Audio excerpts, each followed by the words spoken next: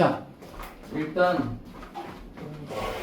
그 사회문화 남은 거는 여러분 다 알려드릴 테니까 그대로 가시고 한국사로 가봅시다. 자, 뒷페이지에 보시면 한국사 나와요. 우리 현대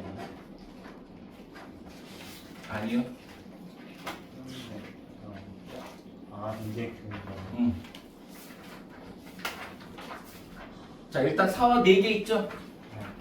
사화 4개. 무, 갑자, 그치, 기묘, 을사.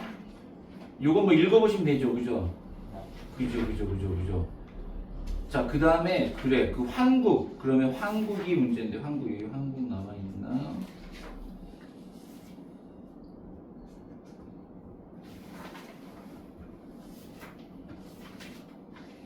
근데 황국이 왜 이 시험에 여기 이거 갑수라고 기사밖에 안 나왔지? 네? 위에 경신 안 있어요? 아, 그래, 경신, 기사, 갑수. 갑술. 오케이. 거기 부분 볼게요. 경신.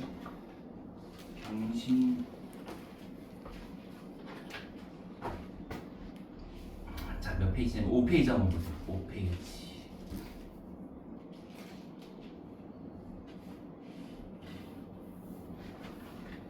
자, 우선 경신은 누가 누굴 몰아낸 거예요? 서인이 남인을.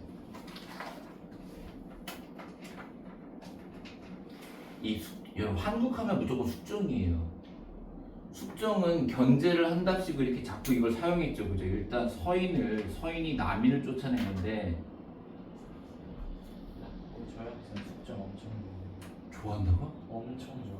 제 해석이 필요한 인물이라고. 엄청 사랑해. 쓰레기인데. 업적이 너무 많다고.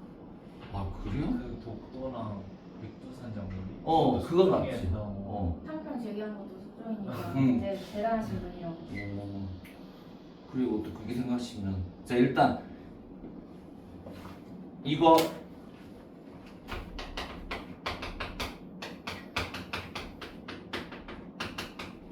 아까 이거 순서 외우기 싫다는 거잖아. 네. 이게 한국이죠? 한국. 이거 이렇게 하면 되는데요. 신사는 술 마신다. 사실이 술 마실 수 없잖아요. 신사는 술 마신다.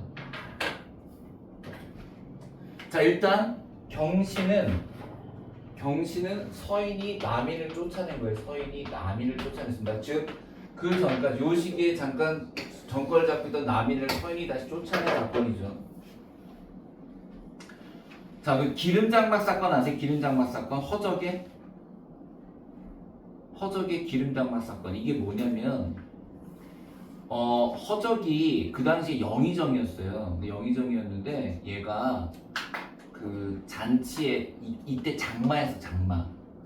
그럼 그 당시에 있잖아, 좀 귀한 왕실에 있는 물건 중에 귀한 게 뭐냐면 그 천막에다가 기름을 발라서 비가 아무리 많이 와도 비가 새지가 않는 장막이 있어서. 근데 그건 왕실만 갖고 있던 거야.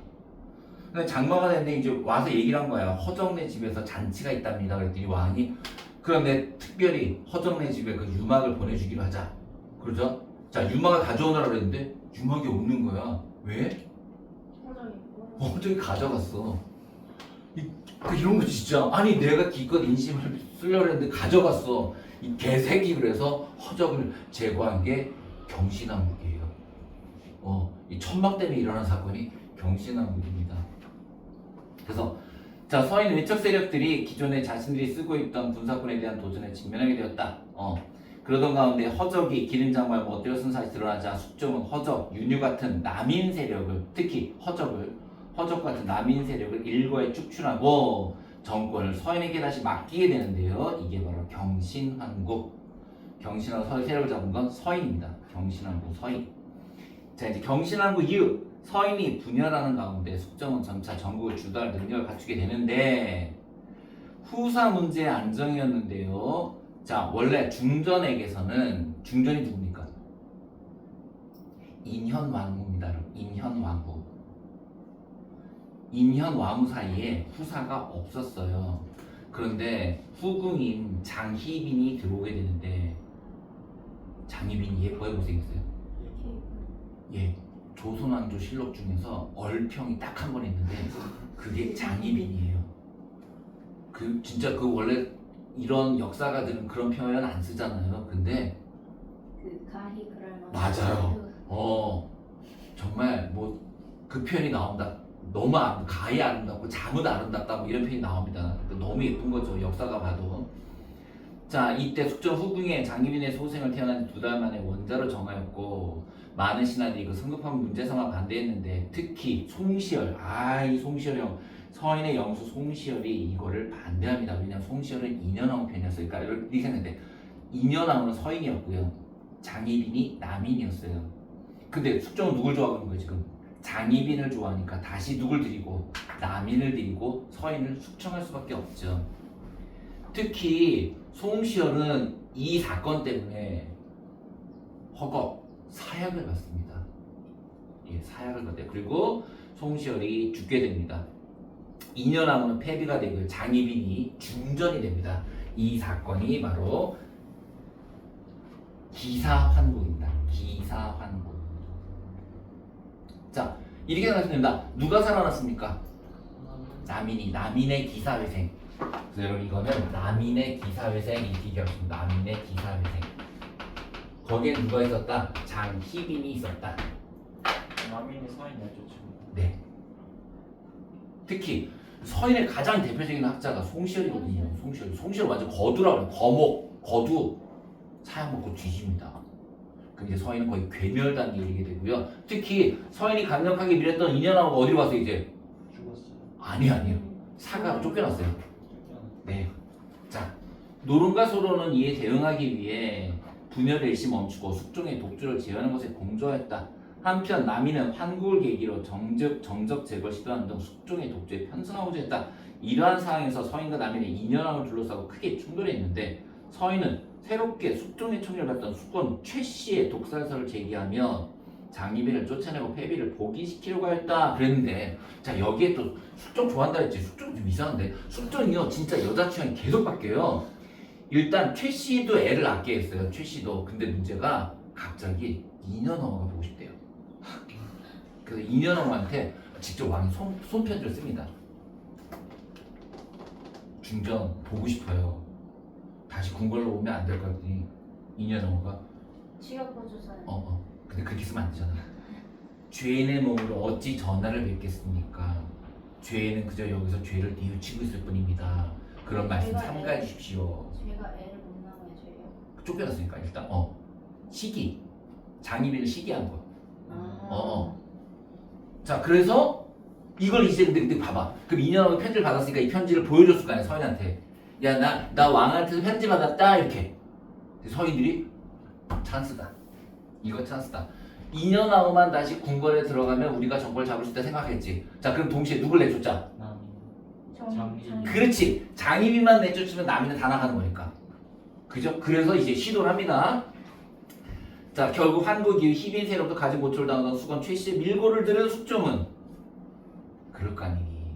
그지? 얼마나 괴롭혔겠니 장희빈이. 숙종은 남인들을 다시 쫓아내고 소론들을 정승에 배치하며 노론을 대거 사면하는, 이게 뭐예요? 갑술환국입니다. 이게 갑술환국. 폐위된 인현왕후는 복이 되었고 장희빈은, 자 근데 장희빈은 여러분 쫓아내진 않았고요. 그 뒤쪽에 그 궁궐 맨 구석으로 쫓아냅니다. 근데 노론소론이 서인이. 그렇지. 노론소론. 서인이 노론소론으로 갈라지는 거. 자, 이때 장희빈은 그냥 물러서지 않죠. 어떻게 했습니까 장희빈이? 장희빈은 일단 자기를 밀고 한 최씨보다 더 미운 게 인현왕후였어. 왜냐하면 중전을 뺏겼잖아. 중전이 다시 바뀐 거예요. 중전이 2번 바뀌었어. 한번 바뀌는 것도 어려운 거 아니에요? 그러니까요. 말도 안 되는 얘기죠. 똑같은 사람. 그러니까 이 숙종을 좋아하다는데 이해가 안 되는데 이 중전을 2번씩 바꾼 사람이 얘밖에 없어요. 자, 그렇지. 똑같은 사람은 그것도 이 사람 죽어서 모르겠는데 보내놓고 지가 쫓아내놓고 다시 오면 안 되고 다시 데리고 온 거예요. 자, 그러자 이 모든 사건이 인현왕후만 죽으면 된다고 생각한 장희빈이 하면 안 된 짓을 합니다. 그게 뭘까? 죽이야. 무당을 저주했잖아요. 불러요. 네, 무당을 불러요. 그 저주 인형. 무당을 불러요. 일단 인현왕후 얼굴을 여기다 이렇게 표정을 만들고 표창을 던지고요. 그 다음에 지푸로 인형을 만든 다음에 계속 찌릅니다. 네.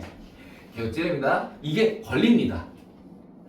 당연히 그게 비밀이 지켜질 리가 없잖아요. 무당이 드나들고 하는데 걸립니다. 걸려서 진짜 개빡친 숙종이 안 됐지만 장희빈에게 건강해지라고 약을 내리죠. 사약을. 네, 사약을. 근데 그 사약을 먹기 전에 장희빈이 부탁을 합니다. 마지막으로 세자 얼굴 한번 보고 싶다. 그래서 경종이 옵니다. 어떻게 했을까요? 셀까요? 응? 셀까요? 아니요. 아들 네. 이해주. 경종이 원래 이제 왕이 될 거였잖아요.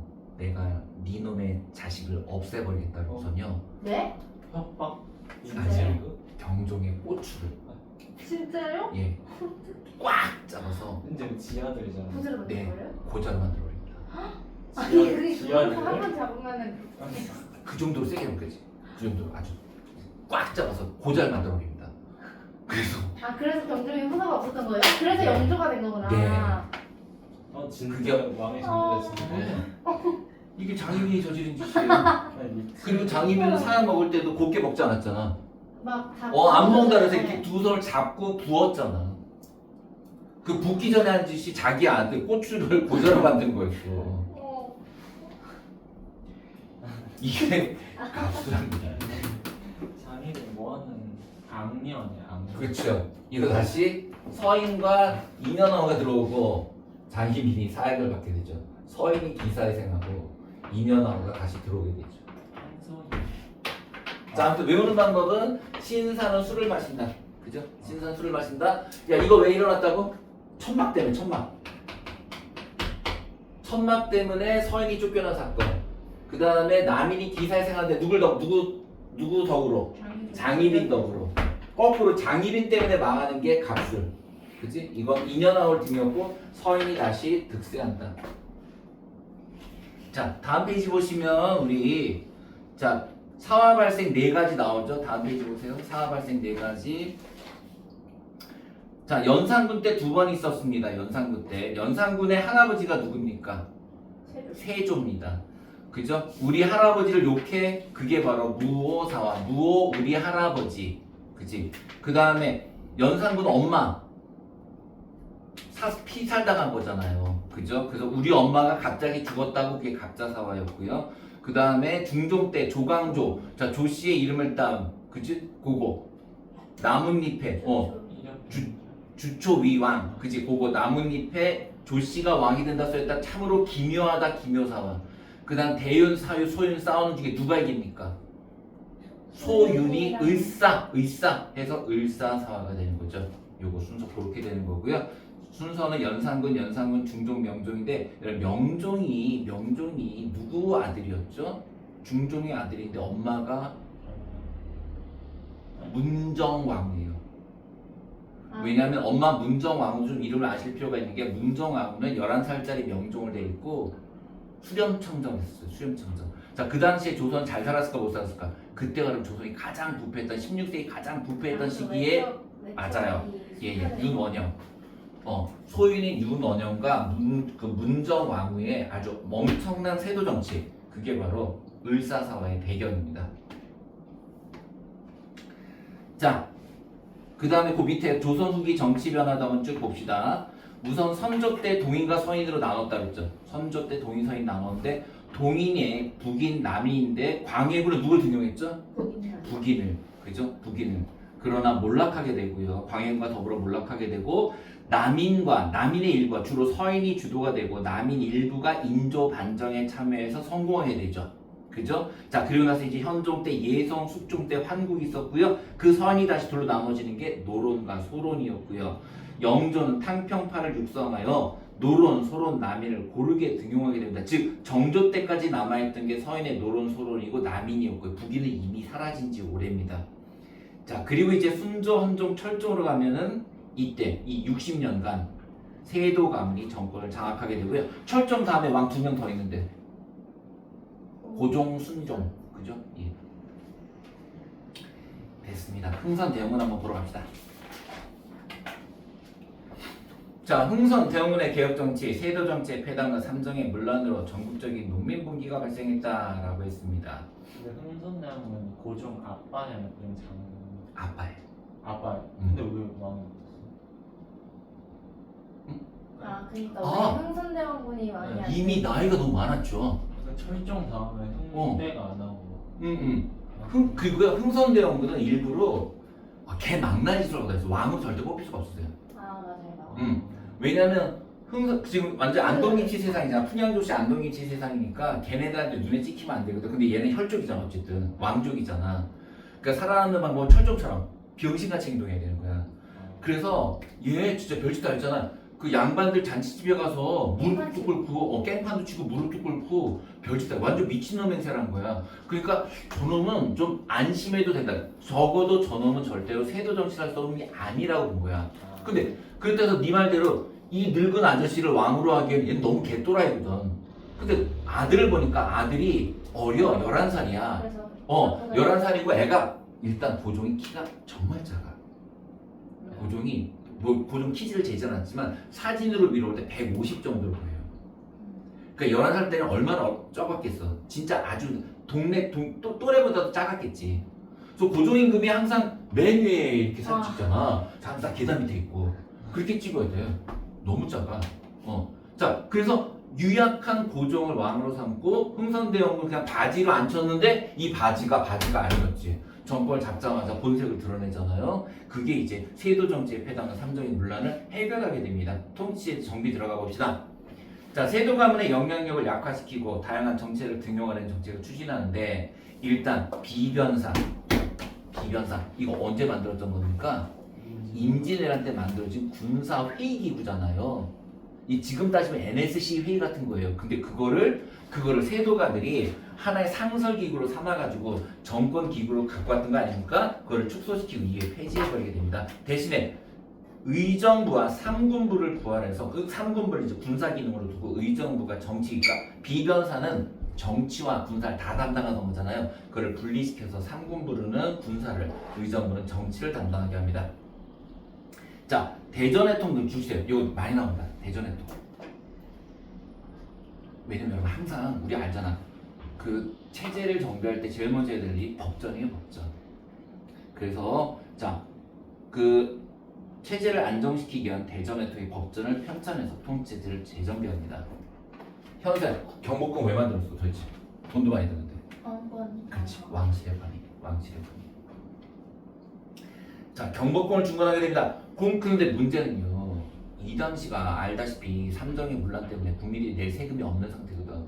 따라서 어떻게든 긁어서 궁전을 만들어야 되니까 공사비를 마련하기 위해서 원납전 뜻은 뭡니까? 내가 원해서 내는 돈이에요.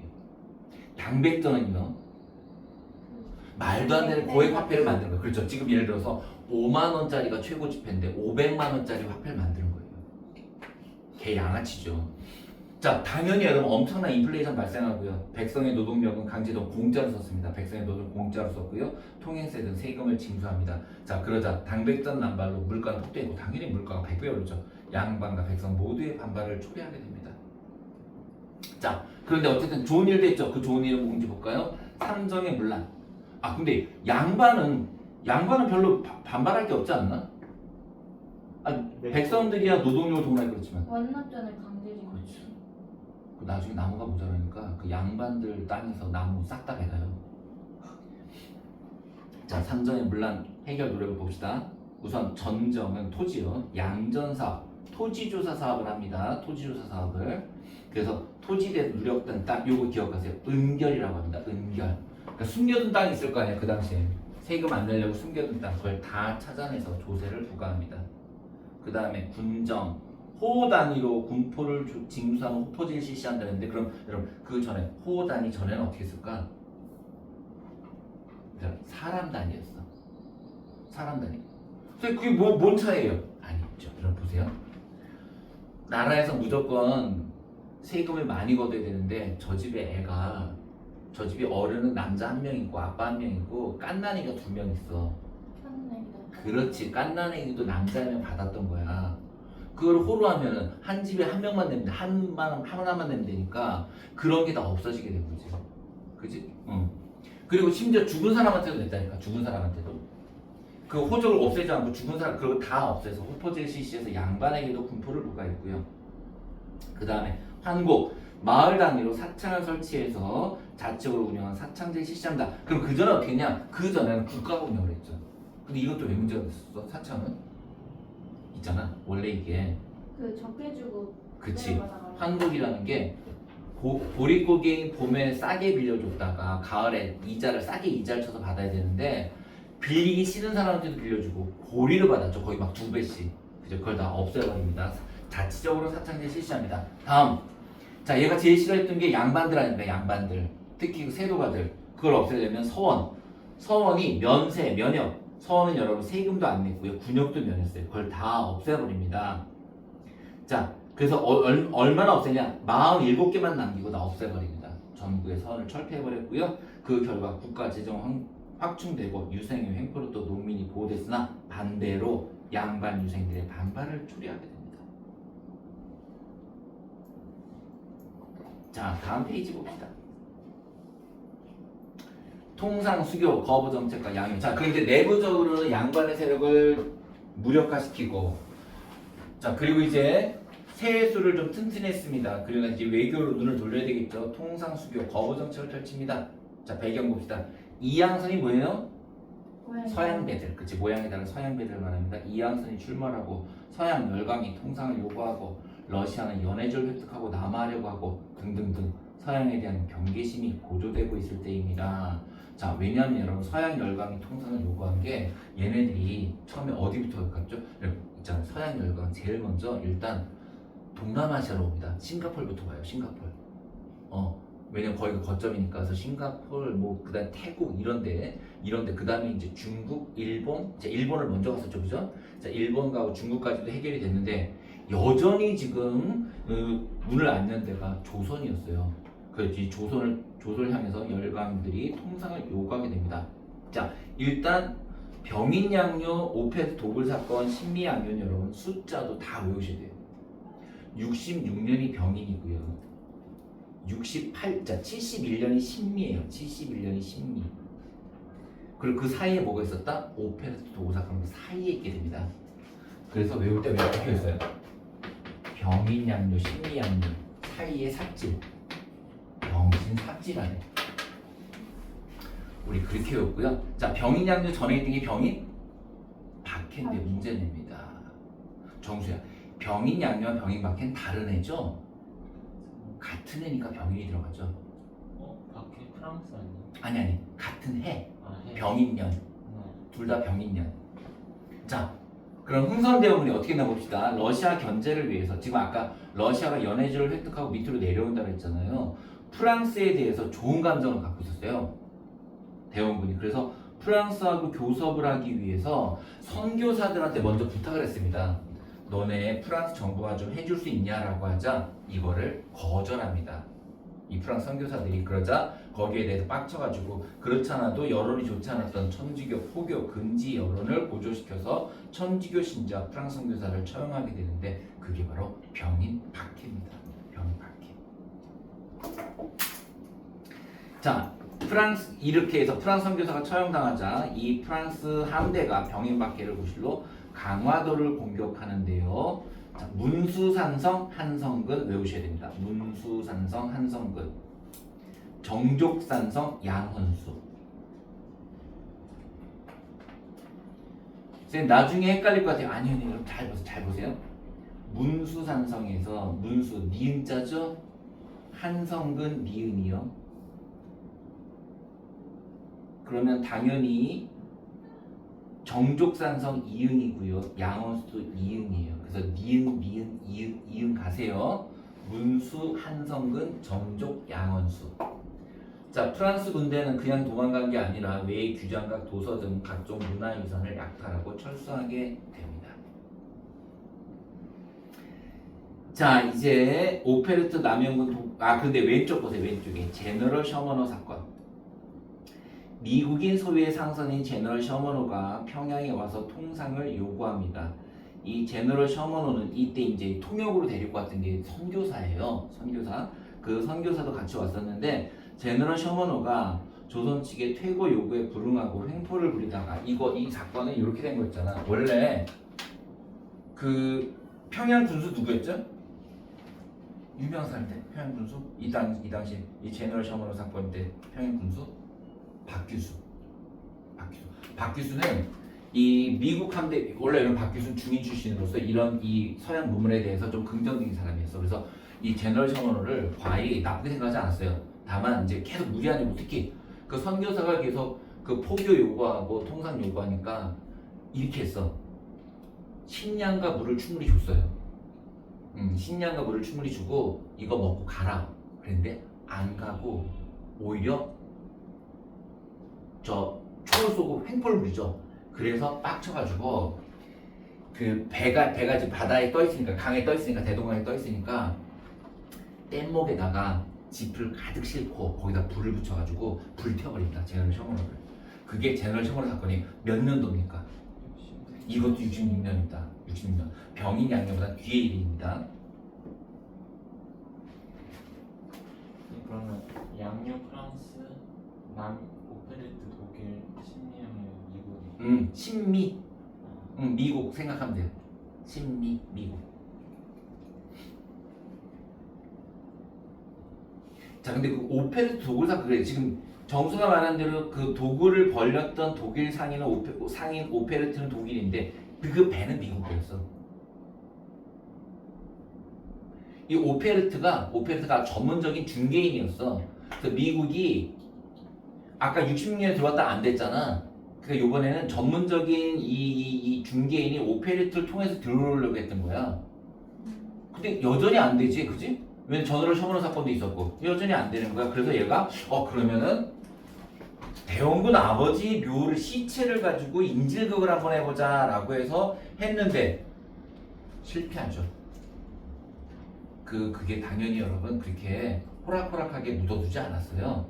예, 그래서 거의 끄내려다가 입구도 못 가고 실패합니다. 들켜요.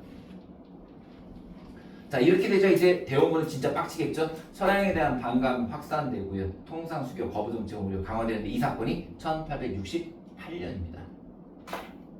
자, 3년이 지납니다. 1871년. 사실 5년 전 사건이었던 제너럴 셔먼 사건을 빌미로 미국이 다시 쳐들어옵니다. 조선에 배상금을 지불하고 통상을 요구하는데 조선 정부는 당연히 거부하죠.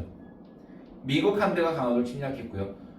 자, 아까는 아까는 병인 양육 때는 산성 2개 기억해야 되지. 문수, 산성, 정족, 산성. 근데 신미양육 때는 진 2개. 진, 초지, 진, 덕진, 진. 그러면 산성과 진의 차이는 뭐냐면 진은 있잖아. 그냥 이런 언덕에다가 이 대포 진이 진지야. 진지. 그러니까 대포 몇 개 갖다 놓은 걸 그걸 진이라고 하는 거야 지금. 초지진과 덕진진을 점령하게 됩니다. 그리고 어제한 부대가 광성 보에서 항전하였으나 패배하고 말고요. 조선이 협상을 거부하며 강경하게 대응하자 미군은 철수하고 흥선 대원군은 전국에 척화비를 건립하게 됩니다. 중요한 거 척화비. 사실 여러분 이 미국이 신미양유 때 그냥 저렇게 쉽게 물러갔던 거는 얘네들이 온 이유가 그 문화유산 때문에 온 거였는데 약탈할 게 없게 돼요. 왜냐면 병인양요 이후에 전부가 옮겨버리거든요. 그 훔쳐갈 게 없게 돼요. 그리고 어제연의 수자기를 들고 왔잖아. 어제연 장군의 수자기가 이렇게 지휘기. 그거 요번에 왔죠. 예. 문재인 정부 때 돌아왔어요 우리나라. 근데 이게 영구 반환이 아니고 임시로 일시적으로 반환됐습니다. 양아치 새끼들이죠. 자, 그 다음 봅시다. 밑에 개항과 서양 열강에 대한 문호 개방.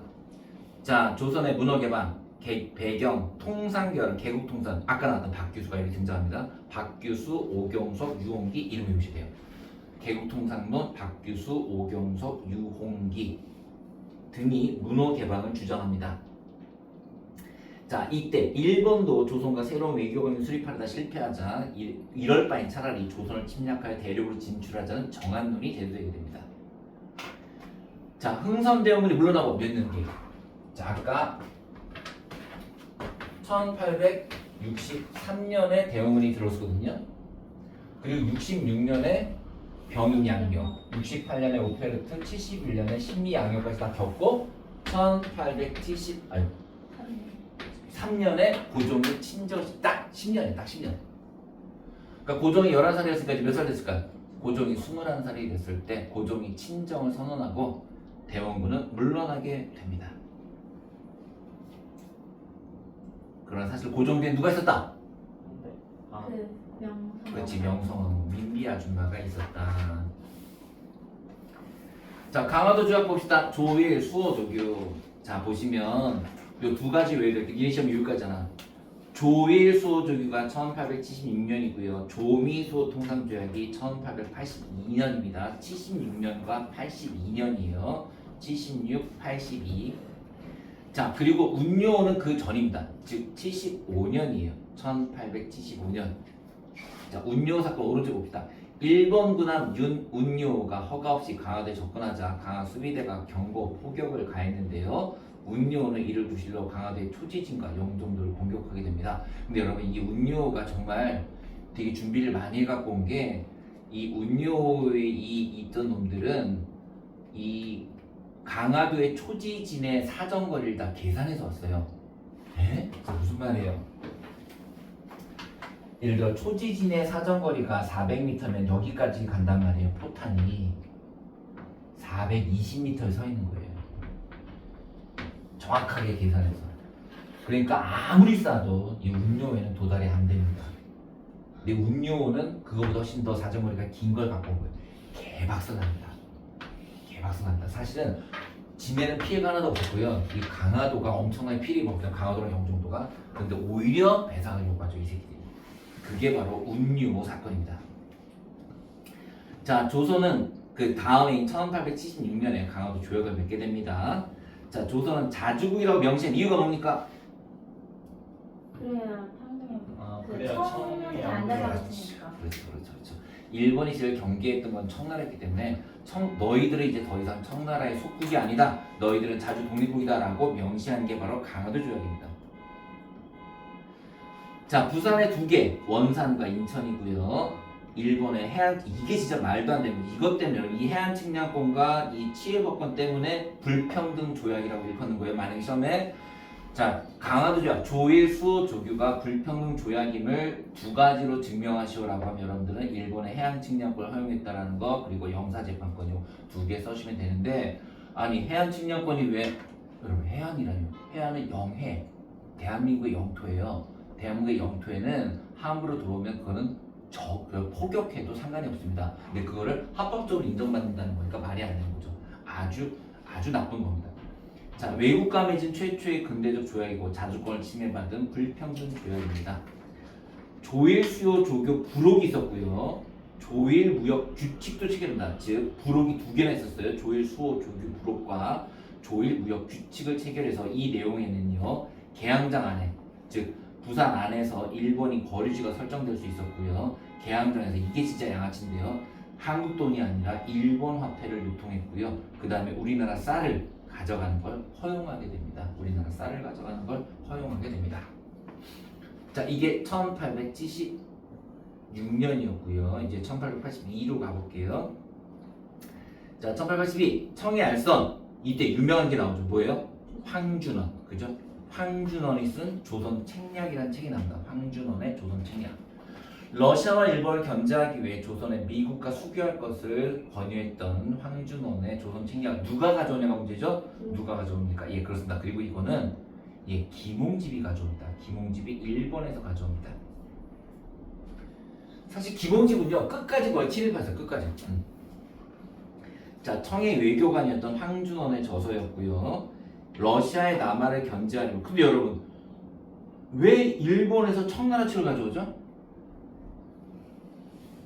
이 황준원은 일본에 있던 청나라 외교관이에요. 일본에 있던 그러니까 일본 주재 외교관이 황준원이에요.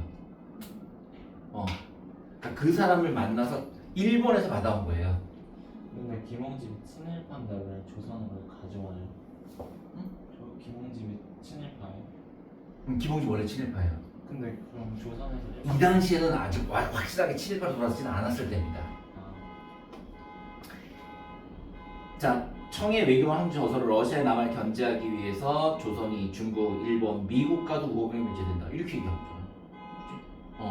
그러니까 원래 처음에 러시아와 일본을 견제한다 그랬지만 사실은 러시아를 견제하기 위해서 일본과 하는 거는 허용했어요. 그래서 중국, 일본, 미국과 우호관계를 맺어야 된다.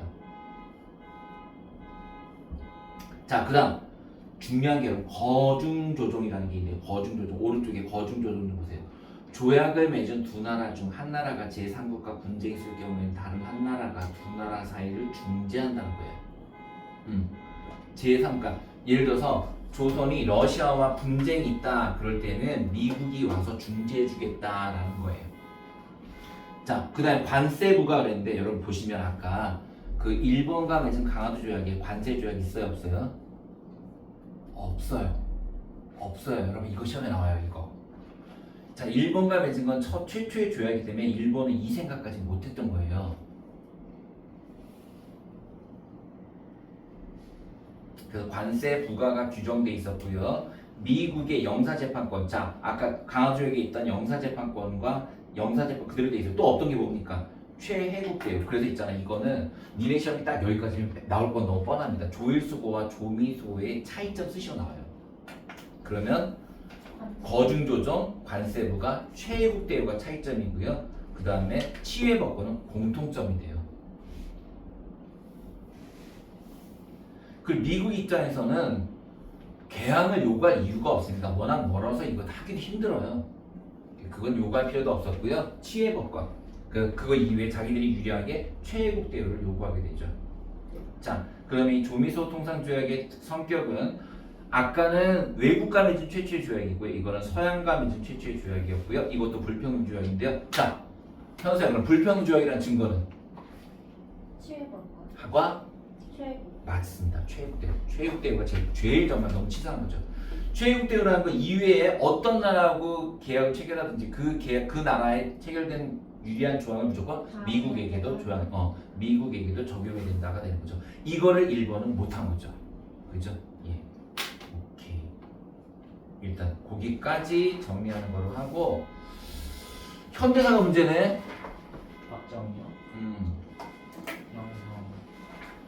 영상을 뭐 어떤 걸 주신 거예요? PPT를 주신 거 아니면 아니 현대사는 수업했어요. 아 그래? 제가 보내드린 PPT 수업했어요. 근데 필기가 엄청 많았어요. 이렇게 나오는 영상으로 보내주시면 좋아요. 아무튼 범위 확실히 나오면 좀 알려주세요. 자 그래서 우리는 경제는 거의 다 빠지고 북한을 아예 안 하고 하다 보니까 이승만의 그 매번 한 거랑 그 박정희 개헌, 한거 그건 위주로만 나오는 거 이승만 개헌만 해도 어려워 솔직히. 진짜. 이승만 개헌만 해도 어려워. 그렇지. 네 오늘 여기까지 하도록 합시다. 답진 올려드릴게요. 네. 다음 주 시간에 다음 주 이 시간에 사용량 찍고. 찍고. 니네 수능을 짚고 해도 어차피 수학 때문에 안 되잖아. 하여튼 저도 되는데. 그냥 다음 주에 그래 하자. 수학 좀 풀어.